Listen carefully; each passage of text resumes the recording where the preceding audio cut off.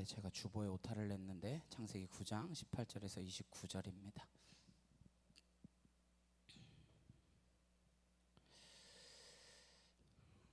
창세기 9장 18절에서 29절 함께 한 목소리로 합독하여 읽도록 하겠습니다.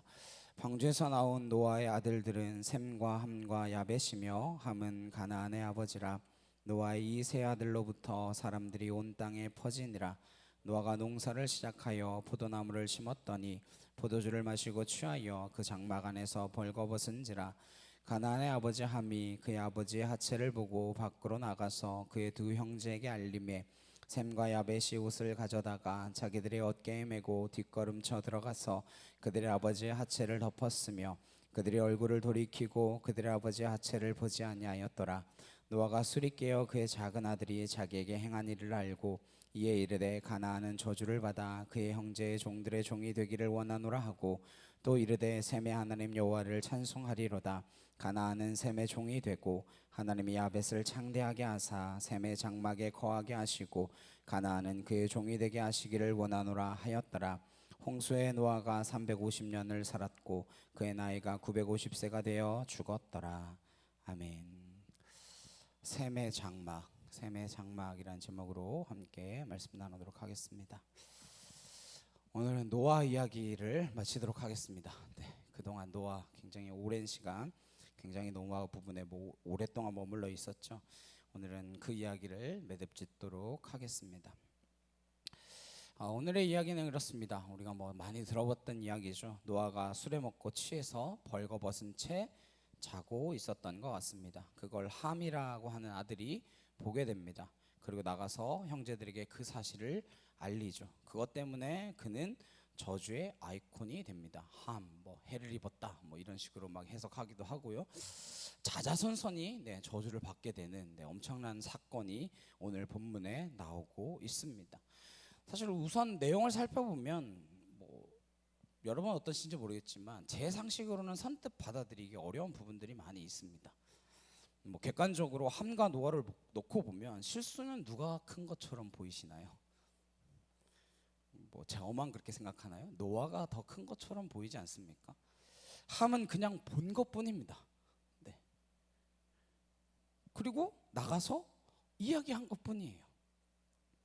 우리 잘하는 이야기 있잖아요. 내가 없는 이야기 했냐? 사실 이야기한 것뿐이에요. 그거 말고는 사실 딱히 저주를 받을 만한 내용이 없어 보입니다. 오히려 잘잘못을 따지자면 노아 쪽에 잘못이 있지 않나 생각이 들 정도입니다. 근데 이상한 것은 성경의 기자가 노아의 그런 모습에 대해서는 팩트만을, 그냥 사실만을 기록해 놓고 그것에 대한 평가나 해설은 덧붙이고 있지 않습니다. 이것이 잘못했다든지 잘했다든지 어떠했다든지 하나님 어떻게 보셨다든지 아무런 이야기가 없습니다. 오히려 함의 이 당연해 보이는 행동에 대해서는 집요하게 물고 늘어져서 저주를 퍼붓는 내용까지 상세히 기록하고 있는 것이죠. 함에게만이 아니라 그의 후손에게까지 저주를 퍼붓습니다. 그렇다면 여기에는 우리가 이해하는 것과는 다른 문제가 감추어져 있다라고 하는 것을 알 수 있습니다. 오늘 본문을 그러한 관점에서 함께 살펴보도록 하겠습니다. 18절 말씀에 방주에서 나온 노아의 아들들은 셈과 함과 야벳이며 함은 가나안의 아버지라. 세상은 어떠한 상태입니까? 홍수를 통하여 온 땅에 수장되는 심판을 당했습니다. 다 물에 잠겼습니다. 그 물이 이제 겨우 빠져나가고 이 땅에 남겨진 인류는 노아와 그의 가족들밖에 없었습니다. 그 가족들을 통하여 하나님은 생육하고 번성하고 땅에 충만하다라고 하는 명령을 복으로 주셨습니다. 그것은 이 땅에 새로운 하나님의 백성들을 번성케 하라라고 하는 생명 축복의 명령이었습니다. 이것은 우리의 선교적 사명과도 맞물리는 중요한 명령이며 동시에 재창조의 축복이고 또한 하나님의 재창조의 질서라고 하는 말씀을 함께 나누었습니다. 그것이 생육하고 번성하고 땅에 충만하라고 하는 것이 복이며 명령인 하나님의 재창조다라고 하는 말씀을 우리가 지난주에 함께 나누었습니다. 그 이야기를 19절에 이렇게 합니다. 노아의 세 아들로부터 사람들이 온 땅에 퍼지니라. 이 세 아들로부터 사람들이 온 땅에 기하급수적으로 퍼져나가게 되어지죠. 이것이 하나님이 하나님의 백성들을 퍼뜨리시고 보존하신 하나님의 계획이며 명령이고 약속이었습니다. 그런데 이 기록 이후에 노아의 실수의 이야기가 등장한다라고 하는 사실을 놓쳐서는 안 됩니다. 20절 말씀 보시면 이제 노아는 포도 농사를 시작했던 것 같습니다. 노아가 농사를 시작하여 포도나무를 심었더니 그리고 거기서 나온 열매로 포도주를 만들어 마셨습니다. 21절에 포도주를 마시고 취하여 그 장막 안에서 벌거 벗은지라. 포도주를 마시고 취하여 그 장막 안에서 벌거 벗은지라. 잠자고 있었습니다. 근데 그걸 둘째 아들인 함이 보고 나가서 형제들에게 그 이야기를 하게 됩니다. 이 내용만 보면 함에게 내린 저주는 지나치다 싶을 정도로 가혹합니다. 뭐 별다른 게 없어 보이거든요. 우리의 상식대로라면 아버지에게 잘못이 있는 거 아닙니까?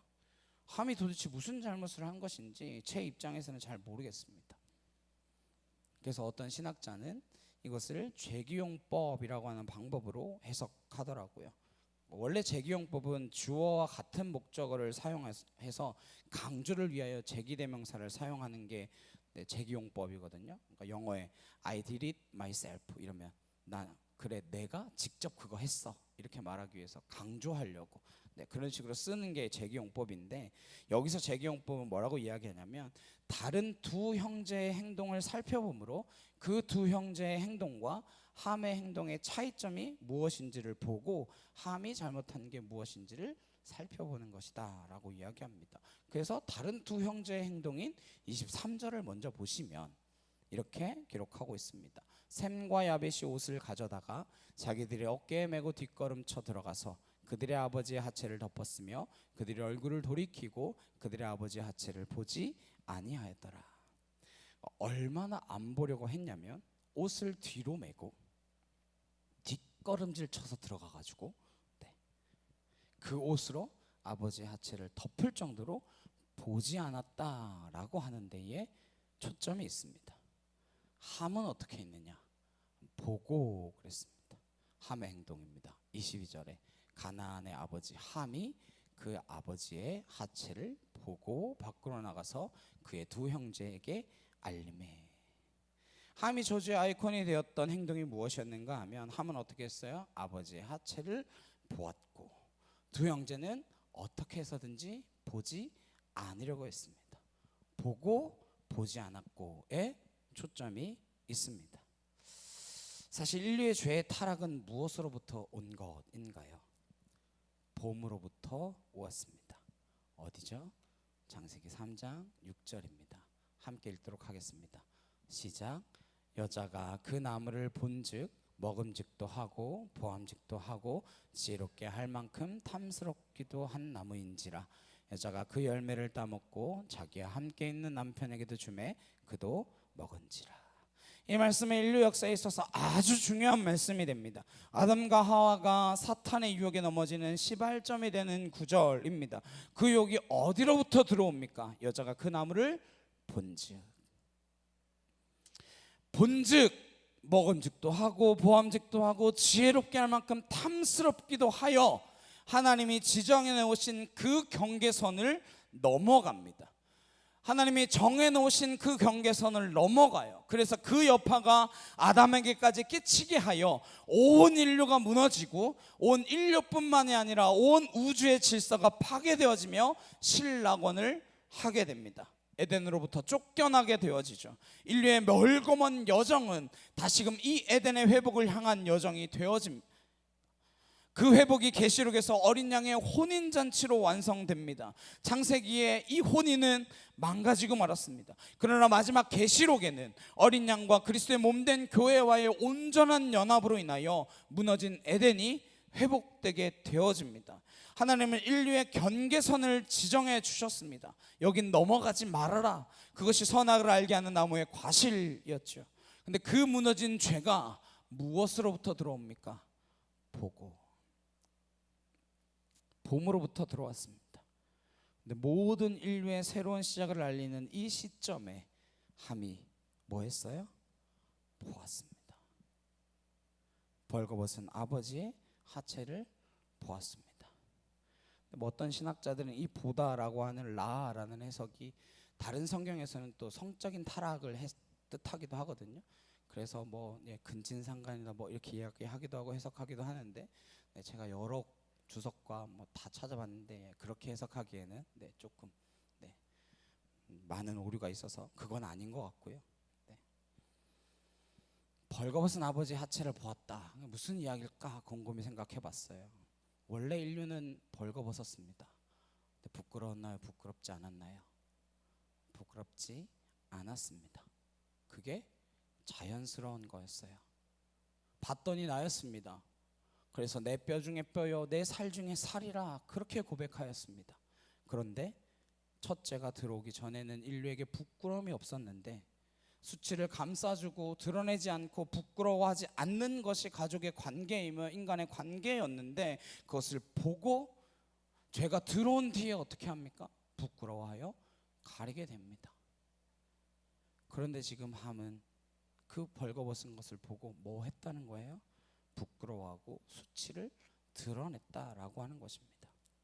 형들에게 말했다 그랬는데 이것은 단순히 말했다라고 하는 것, 알렸다라고 하는 것이 아니라 이 말했다로 번역된 와게드라고 하는 히브리어는 하하가 하나님의 금지된 경계선을 넘어가 남을 탓하고 비방하고 관계를 깨트리듯이 남의 부끄러움을 드러내고 고발하고 흉보는 죄를 선택했다라고 하는 뜻을 가지고 있습니다.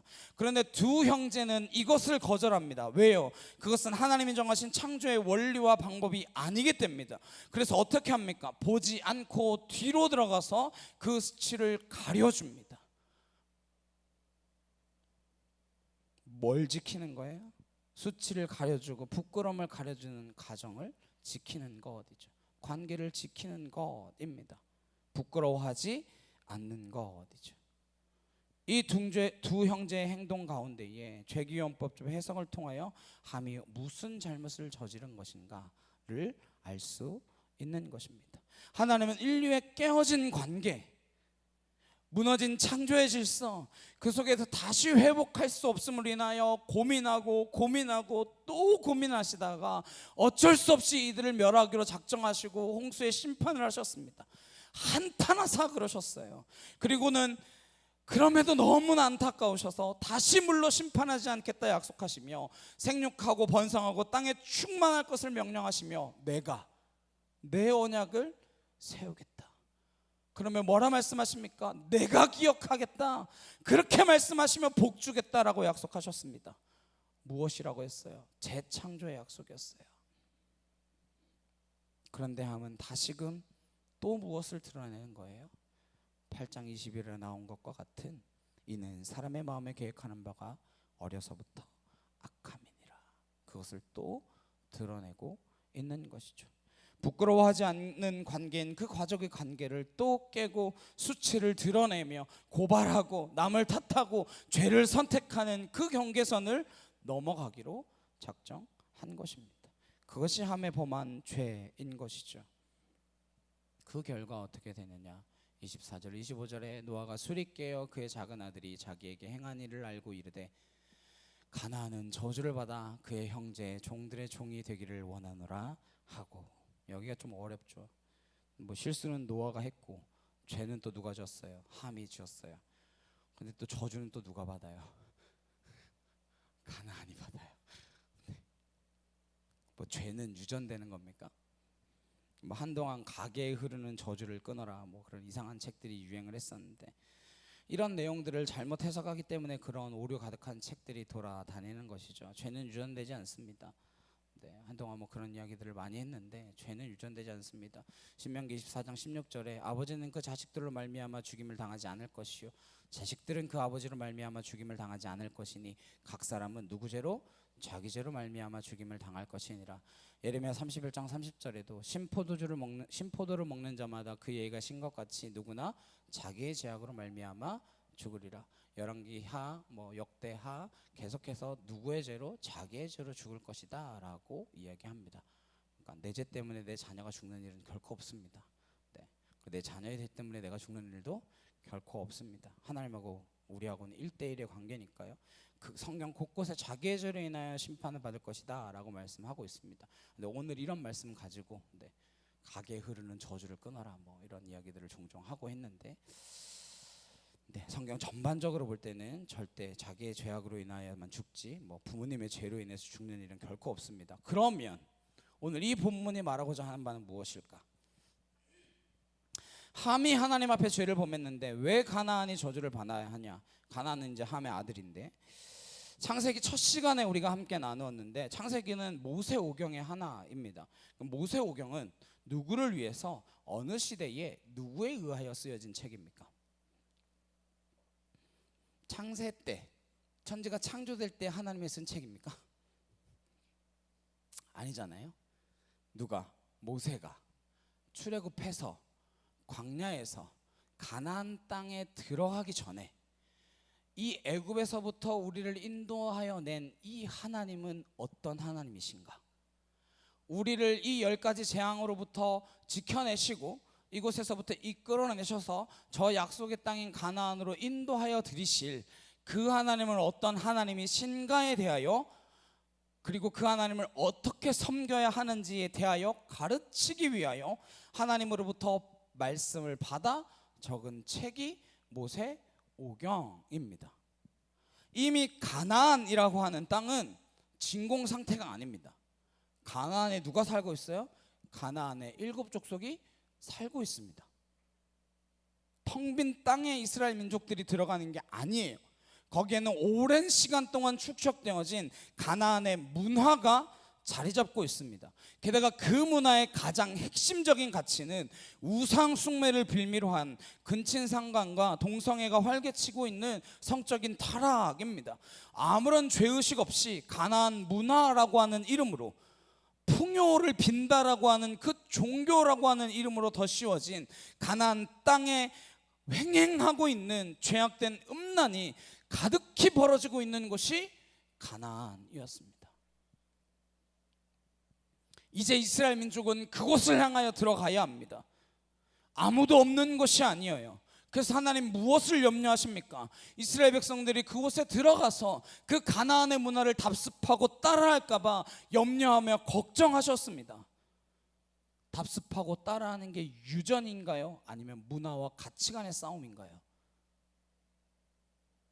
유전이 아니라 문화와 가치관의 싸움이죠. 일본 속담에 그런 속담이 있다고 합니다. 아들은 아버지의 등을 보고 자란다. 그 말은 죄가 유전되어서가 아니라 삶의 모습이 답습된다라고 하는 것이죠. 함의 이러한 인식 세계가 남을 비방하고 관계를 깨트리고 하는 그 모든 것들이 가나안에게 전해지고, 그런 가나안의 토양과 문화적 배경들이 지금 어디를 이루고 있는 거예요? 그 가나안 땅을 이루고 있다라고 하는 것입니다. 그 문화적 배경 때문에 모세는 노아를 통하여 그것을 알리고 있는 것입니다. 무엇이 그 민족을 이루고 있기 때문에? 함의 후손인 가나안 민족이 그 땅을 차지하여 이루고 있기 때문에. 그럼 왜 노아의 이야기를 빌렸을까요? 히브리인의 독특한 문화 때문에 그렇습니다. 뭐냐면 아버지들, 주로 족장인데요, 또는 제사장이기도 하고요, 이들에게 있어서 이들이 하는 족장 선언이라고 하는 것이 있습니다. 그게 뭐냐면 우리가 잘 아는 것들인데 이삭의 예를 통해서 발견되어져요. 죽기 임박하거나 그랬을 때에 이삭이 에서와 야곱에게 각각 예언적 선언인 축복을 하죠. 이것이 하나님의 경륜 가운데 이루어지는 것을 보게 되어집니다. 야곱도 요셉의 아들들에게 손을 어긋맞춰서 하는 그 예언적 축복이 있잖아요.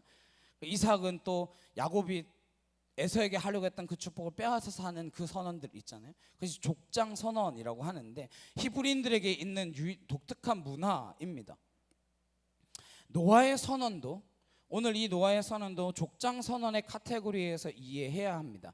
함이 단지 오늘 본문에 나오는 노아의 수치를 드러내는 그 잘못을 저지른 하나 때문에 저주를 받은 것이 아니라 셈과 함과 야벳 이 세 아들과 함께 했던 세월, 그 삶을 아버지보다 잘 이해하고 파악한 사람은 없을 것입니다. 그래서 그는 하나님께 부름받기 전에 이 세 아들에 대하여 그간 누적되어 왔던 그 삶의 모든 내용들을 놓고 예언적인 성격의 족장 선언을 한 것이 오늘 본문의 이 내용입니다. 그러니까 이 안에는 무엇이 다 담겨져 있다는 거예요?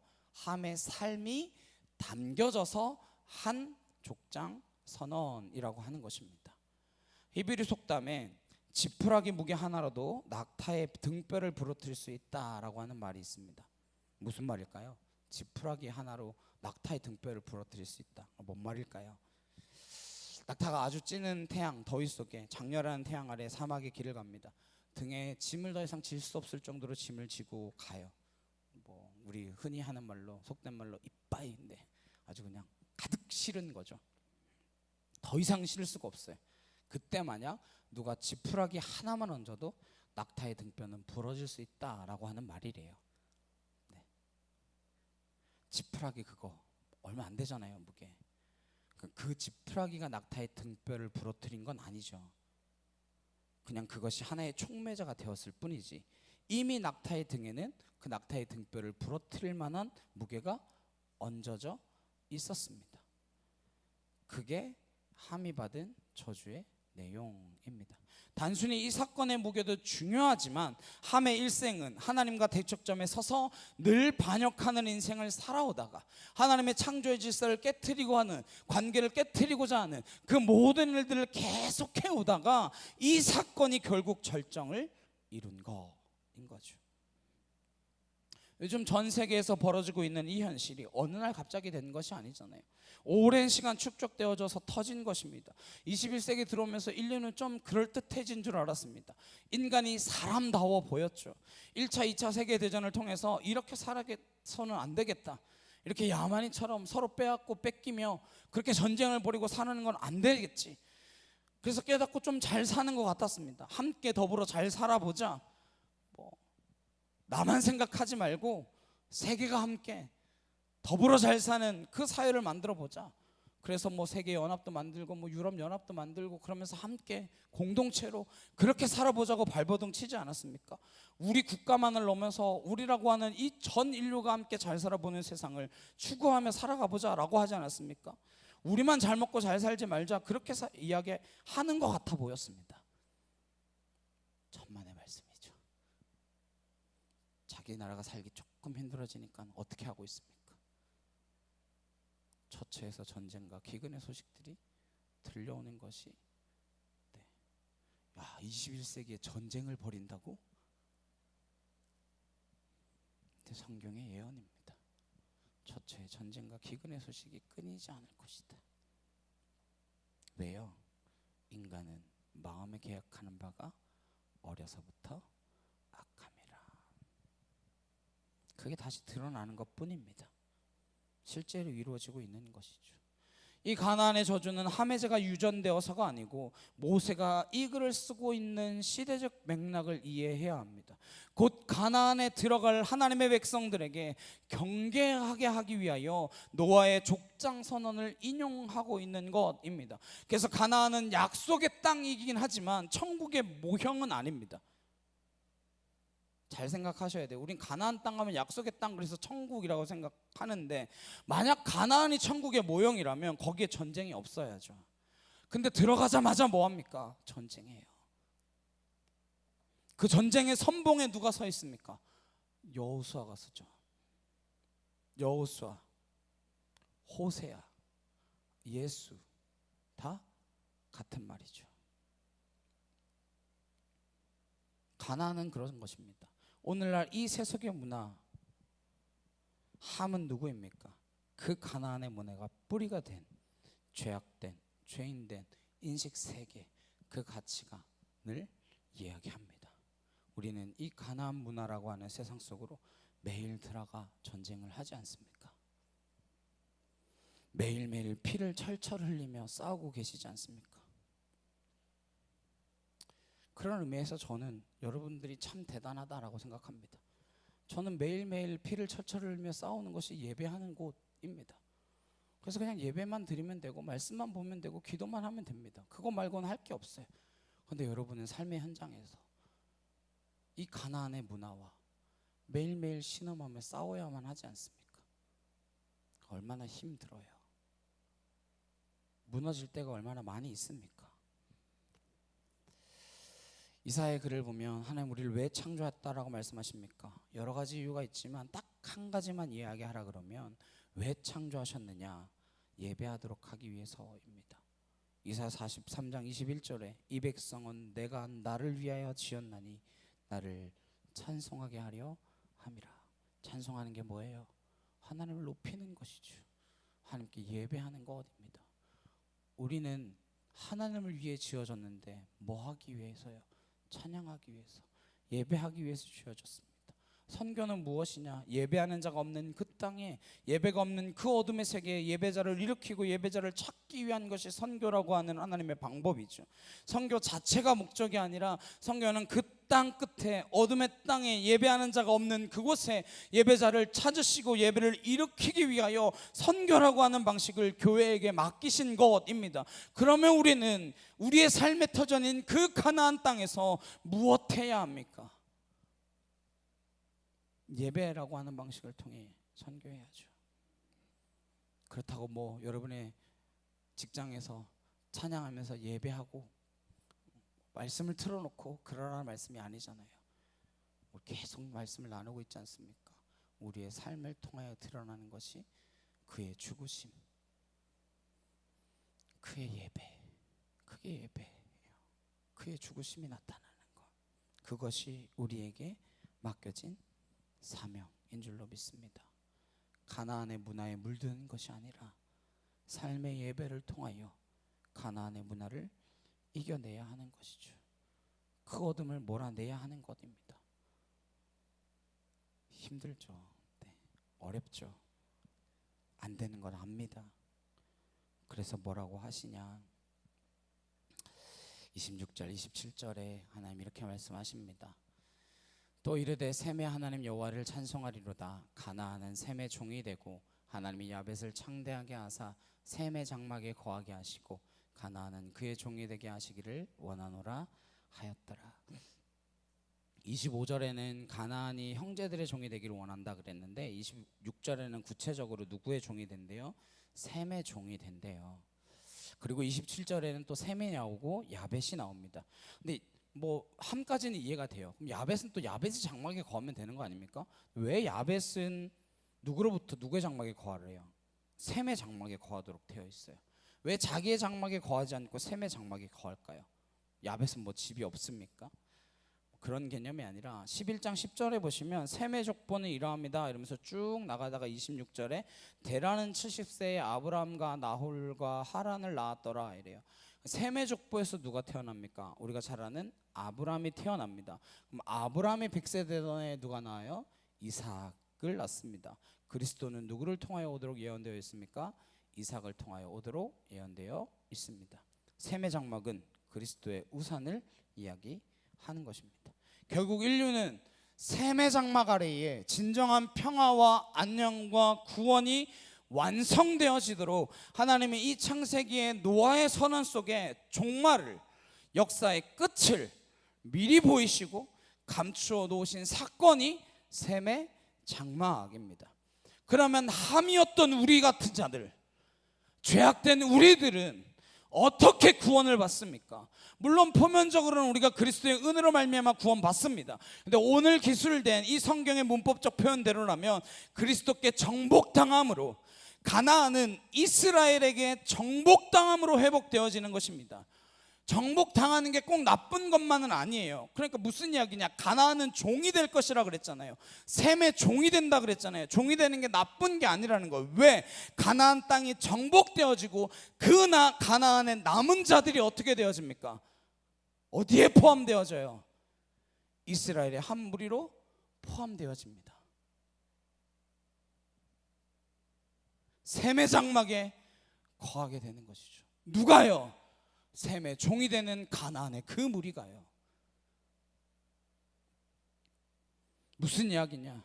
가나안처럼 살았던 함의 인식세계와 가나안 문화에 취해 살았던 우리가 어떻게 구원을 받습니까? 우리의 대장 대신 예수 그리스도 여호수아, 그분께 정복됨으로써, 그분의 종이 됨으로써 우리가 구원을 얻게 된 줄로 믿습니다. 이 짧은 노아의 세 아들의 이야기 속에 하나님은 역사의 종말이 누구로 귀결되어지며 누구로 완성되어질 것인가, 그것을 말씀해 주고 계신 것입니다. 샘의 장막에 속하여 그분에 하여 어떻게 하사? 장대하게 하사. 종말은 끝난다라고 하는 개념이 아닙니다. 완성된다라고 하는 개념인 것입니다. 그래서 28절 29절에 홍수의 노아가 350년을 살았고 그의 나이가 950세가 되어 죽었더라. 950세가 되어 죽었더라. 살고 죽어 완성되어지는 것입니다. 말씀 마무리하겠습니다. 함은 단순히 아버지의 하체를 보았기 때문에 저주를 받은 것이 아닙니다. 하나님께서 이 땅을 새롭게 하시려고 하는 그 재창조의 질서에 정면으로 대적하는 불신앙적인 행동을 통하여 저주의 아이콘이 된 것입니다. 그리고 그 한 사건만을 통하여 저주가 온 것이 아닙니다. 족장선언은 단 한 사건만을 갖고 하는 것이 아니라 그 사람의 인생 전체, 인생 전반을 기초로 하는 것이기 때문에 함이 이제껏 아버지에게 보여왔던 삶의 전반적인 태도에 쌓였던 결과인 것이죠. 그리하여 종이 된다, 종의 종이 된다라고 하는 저주를 받게 되는 것이죠. 그래서 그게 저주로 끝나느냐? 그렇지 않습니다. 이제 망했느냐? 그렇지 않습니다. 이스라엘의 정복됨으로 다시 새롭게 살게 된 그 길을 얻게 된 줄로 믿습니다. 마찬가지로 죄인된 우리 또한 여인의 후손인 그리스도께서 원수의 괴계를 깨트리심으로 샘의 장막에 거하게 되는 그 은총을 야베처럼 입게 하신 줄로 믿습니다. 하나님은 우리를 그 예배자로 세우기 위하여 부르시고 창조하신 줄로 믿습니다. 우리의 가나안, 여러분의 그 삶의 현장에서 피를 철철 흘리더라도, 때론 실수하고 때론 넘어지고 때론 벌거벗은 것 같을지라도, 부끄러운 수치를 입는 그 순간에서라도 서로 수치를 드러내는 것이 아니라 서로 부끄러워하지 아니하고 부끄러움을 서로 가려주는 그런 믿음의 참빛 공동체가 되기를 간절히 소망합니다. 그래서 여러분의 삶의 현장에서 예배자로 우뚝 설 수 있는 저 여러분 되시길, 그 샘의 장막에 거하는 저 여러분 되시길 주님의 이름으로 축복합니다. 함께 찬양하시고 기도하시겠습니다.